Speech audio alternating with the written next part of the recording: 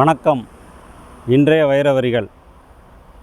அடுத்தவன் வளர்ச்சியை பார்த்து பொறாமை கொள்ளும் மடையர்களுக்கு தெரிய போவதில்லை அந்த வளர்ச்சிக்காக அவன் இழந்த சந்தோஷங்கள் எத்தனை என்று.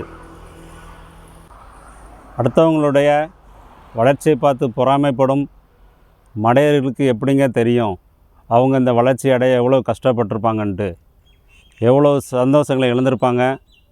சில பேர் குடும்பங்களை மறந்து வெளி மாநிலம் வெளிநாடு போய் வாழ்ந்திருப்பாங்க. அதனால்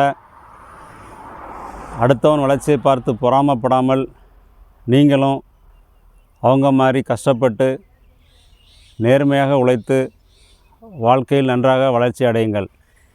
இந்த நாள் இனிய நாளாகட்டும். மற்றும் ஒரு வைரவரிகளோடு நாளை சந்திப்போம். நன்றி.